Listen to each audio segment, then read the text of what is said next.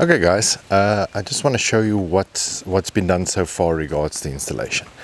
As always, when you work, you need some dirty coke, and the only thing that's been done so far is the reverse cam has been installed. This is the one that's integrated with the boot switch. So there you can see the camera. Next I'll show you the wiring route that was taken. Now that we have the boot open, you can see all the trim pieces are still removed, all of the pieces there. It was a very reasonably easy removal and installation. Just all of these little grey clips, the emergency release that just clips out at the top. There's a screw behind the warning triangle there. The light just has a little wire on it that just clips out, and here inside the handle there's also two screws. Once all of that's out, the entire lining just comes out, and you route with the original wiring. Bring it all the way back here, through there, and then you can pick a main wiring harness just to run, that you're going to run with it. Mine's running over there. The biggest headache was the removal and replacement of this trim piece. The little black plastic cover comes off, just two clips, and then two bolts, and the whole steel bracket removes. But I'm going to show you a trick with the removal and replacement of this trim piece just now. And there you go. With the roof in this position, access to this trim piece is much easier. You can remove and reinstall it from the top. You can also have the battery disconnected if you want, and be able to reconnect it. When you fold the entire roof back into the boot, then removal and replacement of the earth gets a little bit tricky, so wouldn't recommend that. But in this configuration here, you can get to this trim piece very easy. After that, all you have to do is remove that little clip over there. The bottom of the seat just gets pulled up, clips out, and then the bottom of the side bolster gets pulled and pops out. Then there's a hole right about here where your cable is going to run through. From there I chose to actually run it to the center console and all the way to the front. But there is a problem with my wiring in the front here. When we wired it, the looms actually got a little bit tangled up, so the one loom is actually passing through the other loom. That's why I can't really carry on with the installation without removing that first. Then I also made some cuts to the mounting, what do we call it, the mounting cradle of the actual radio. I want to disassemble this again and actually show you what cuts I made. It just gives a bit more space for all the extra plugs that comes in the new loom, just to be able to tuck them away. Okay, so the next step for me is going to remove the bracket for the 12.3 inch screen again, strip out the climate control, and then I should be able to get to the wiring loom here. My original LVDA cable that was routed a bit far to the back. I'll show you where it was routed, and route that on the side here where the other loom now runs. Then we'll get the radio in and get the screen in, but I don't want to lay the wires yet, so I actually want to bring the wires out here so that we can plug in the cameras and all the other gadgets and actually make sure that they work first. Then we'll just disassemble and tuck everything back in and then do the final assembly. I just wanted to show you guys how I trimmed the radio mounting bracket. The Harman Kardon has its slide tab at the bottom, so you'll have to check if you have yours at the top, because then you can't trim it as much. But yeah, pretty much just trimmed it from face to face. You can actually have it that the top slide remains here, and that you can still actually trim a little bit out the top here to still allow you to move the big plugs across it. I was lucky because only my bottom slide is used, I could trim a lot more out of it. Okay guys, I am pretty much ready to reinstall the radio now. I have all 4 my small plugs over here. I routed my aux cable that is just coming out the side currently. I'll route it properly a bit later. So that'll be my aux in. Even though the harness did have a male and female 3.5mm jack that actually were connected together. When I checked, I just googled for a pinout of this plug. Now on the back of this plug you can see actually where the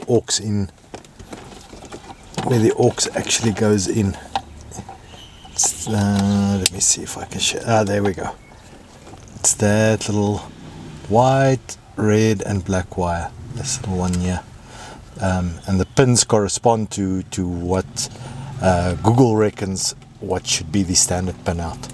Now I checked on my original plug, the one that actually came out of the radio here on the back, and those pins are not connected, which means probably, and I'm guessing here, but it means something along the lines of that the Harman Kardon, the aux in actually passes to the amplifier in the boot first, and actually then comes back as a on the fiber optic, on the most comes in as a fiber optic signal. So it doesn't have a direct wired aux in, which is why I won't have sound on the screen on top if I just have those two connected together. So I made the aux connection already, and I'm ready now to pop the radio back in. I tucked my plug up here on the left. It's just tucked in here. Though it doesn't really want to move now, but I just have it tucked in the back there, out of the way. So all that has to slide back is this big connector and the 4 small connectors. Then the other thing that I just wanted to show you guys, this would have helped me a lot, is how do these little connectors actually clip, which pins release, and how does the release work. Just push that little catch back, and that'll allow you to release on this little boxy clip. It is not the purple part or the magenta part. There's actually a little black clip just above the magenta, and that'll actually give you the movement to allow that to release.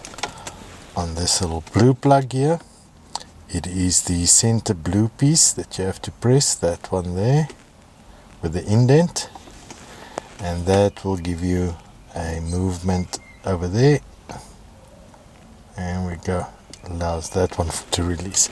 And the other plug on here is the LVDS, which is exactly the same as the brown cable.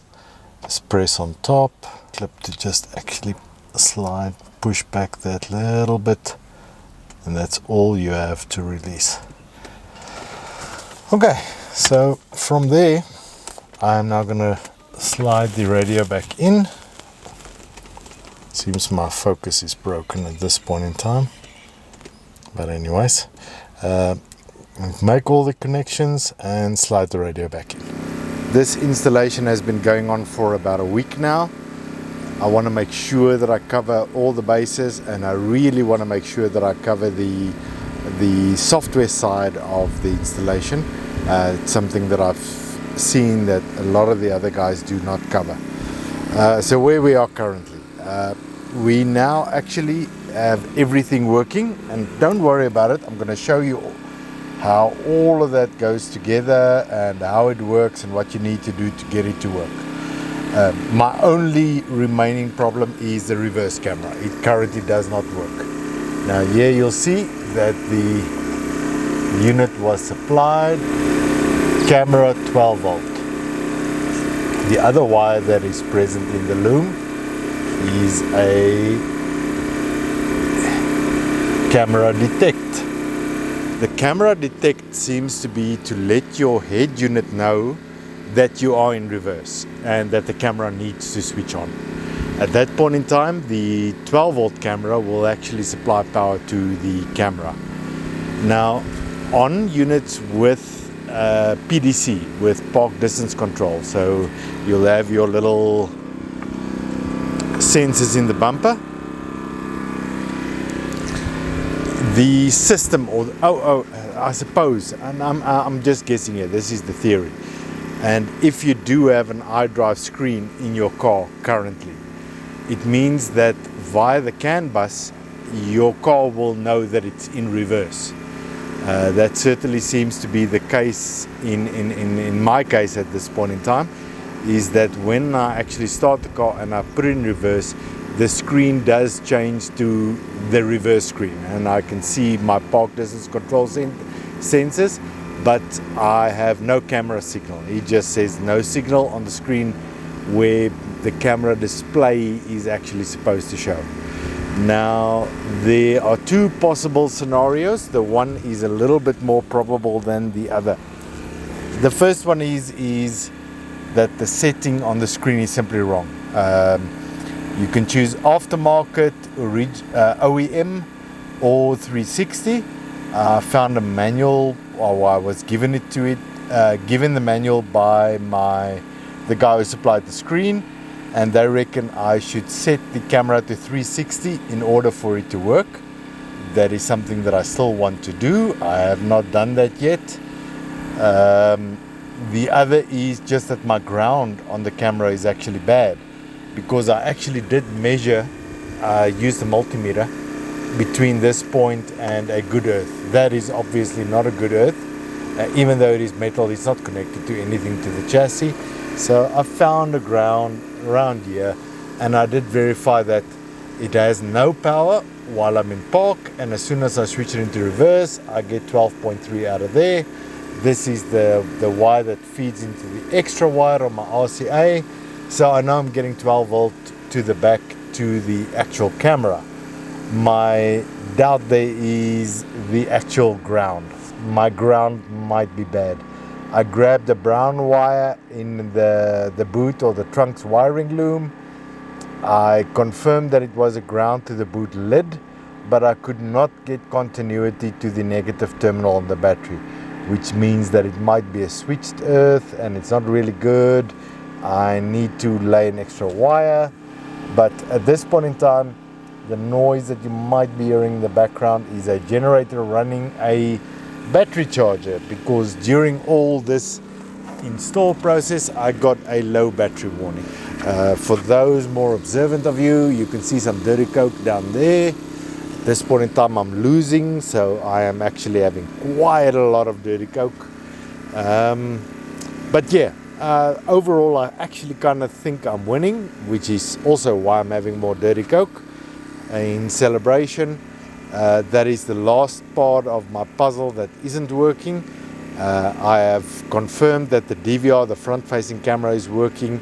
I had a lot of trouble with the TPMS, the tire pressure monitoring sensors. I'm going to go through that whole process with you, what I saw, what I got, what I didn't get, and how I eventually solved it. Then I also have the ODB2 Wi-Fi connector for my ODB2 connector. I'm going to go through the app that I'm going to use there. It's probably going to be Talk Lite, and then I'll probably immediately upgrade to Talk Pro. And then it's going to be the big one. It's going to be the placement of the microphone, the placement of the DVR camera, the placement of the cell phone antenna, or the 4G antenna as they like to call it, the placement of the TPMS sensor, where I place them, etc., etc. The one thing that I do want to point out at this point is I did remove the cubbyhole, the glove box, but not the glove box door. I did remove the entire glove box. That is a screw over there, screw over there, and I'm not really going to be able to show you, but let me see if I can catch my finger in the frame, 4 screws at the top of the glove box. The entire thing comes out. You have to disconnect LVDS from a USB port, couple of more connectors. There's another white one here, there, and there's one for the light somewhere. Don't know quite where it is currently, but the only reason for all of that is that it gives me access to this area here. And the only reason I want access to this area is it allows me to get my hands in to pull some plugs out so that the radio can slide in easily. I got the radio to within about 10 millimeters of being seated. I could force it, but I didn't want to. I want the radio to seat easily, so that's why I removed the cabiole. Want to get the radio back in, want to get all of this assembled, because the only thing I really still need to verify is the reverse camera. So once I have that verified, all of this will start going back together. I've done the mechanical fitment. I suppose the one thing that I should show you on the mechanical fitment, I needed to add some washers. I added 2 plate washers to the 2 bottom mounts. This is the top mount, because it's a triangular mount. There's one at the bottom, other one at the bottom, and one at the top. I felt like I needed to move the bottom slightly away. The top was okay, and I could get my screen to slide in from the top down into its cradle quite easily, and I was quite happy with that. So if you're installing a E60 screen into a E92 or E93, probably even the E90, just be prepared to do a bit of spacing just to get the fit proper, and that'll help you out a lot. I think while I'm here and I have the generator down here, I'll solder that wire and actually get it heat shrunk properly. Don't use insulation tape, for the love of God. If you can, solder and heat shrink wires. Do not twist and tape. Twist and tape is an amateur's joint. We're enthusiasts, we're not amateurs, so we will actually get a proper solder joint on there, and we will add a bit of heat shrink over it, maybe even 2 layers if we're feeling really cocky, but we do not twist and tape. That is one thing that we do not do. And we'll get this sorted.